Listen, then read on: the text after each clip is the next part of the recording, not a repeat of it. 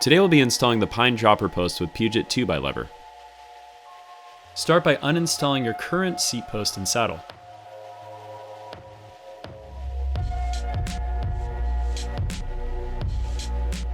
Insert the dropper post into the seat tube, making sure that it's pointed in the correct orientation.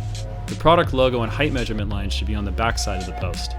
Set your dropper to your desired height and tighten the seat collar bolt until it holds the dropper post in place.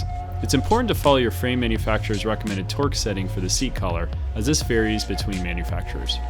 Install your saddle into the saddle clamp by loosening the bolts just enough to create an opening for the saddle rails to slide into place.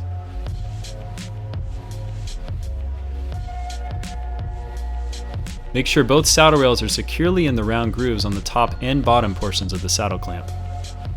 Slide the saddle to your desired placement and tighten the bolts until they are secure using a 5mm Allen wrench. First, you'll be placing the new lever clamp around the handlebar and hand tightening so it stays in place during install.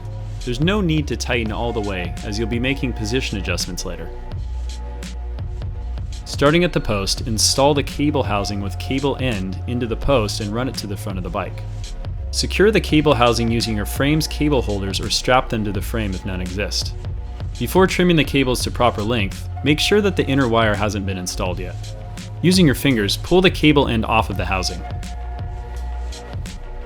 Use your fingers to hold the cable in place where the cable will be installed into the lever while pulling the excess slack through the other side.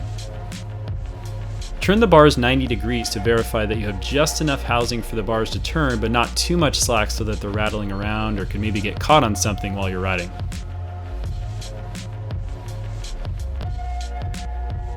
As they say, measure twice and cut once. Using a pair of cable cutters, cut the cables to your measured spot. Starting back at the post, slide the inner wire through the housing.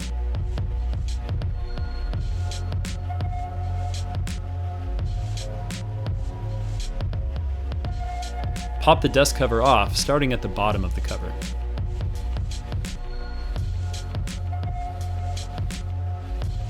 Insert the cable end into the slotted opening of the cable carrier. Using the slot in the dust cover, slide the cable through and snap the dust cover into place, starting at the top of the dust cover and working your way back down. Slide the cable housing into the opening at the bottom of the mid cap and firmly seat it into place.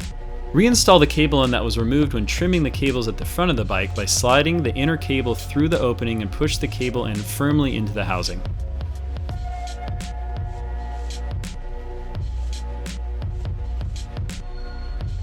Next, you'll be assembling the barrel nut. Please note that these can arrive as two separate parts, or sometimes the pinch bolt is already installed into the barrel nut. Thread the small pinch bolt into the barrel nut, but not so much that it blocks the hole. Using your finger, position the metal plate so that the barrel nut can slide through the hole in the lever. The metal plate is intended to guide the cable as you press the lever. Rotate the barrel nut so you can see the hole through the cable channel. You will be feeding the inner cable through this hole in a few steps. Slide the cable through the noodle and seat the cable end into the barrel adjuster. The small end of the noodle feeds into the lever body.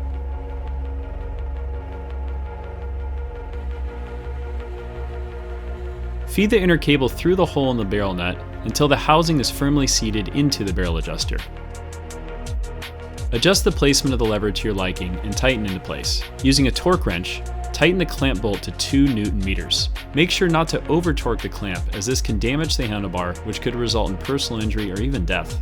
Holding the cable and lever taut, use a 2mm Allen wrench to tighten the pinch bolt until it squeezes the cable. At the same time, you'll want to use a 3mm Allen on the other side of the barrel nut to hold it in place as you tighten the pinch bolt. Check to make sure the lever is firmly in place and that there are no loose parts. If there is play in the lever, twist the barrel adjuster to remove the slack in the cable, but not so much that the post is actuated. Trim the cable behind the thumb pad of the lever with cable cutters to avoid fraying the cable. Place a cable cap over the end of the cable and crimp it with pliers. Lastly, place the end of the cable behind the cable holder on the back of the lever. At this point, you are now officially ready to go ride.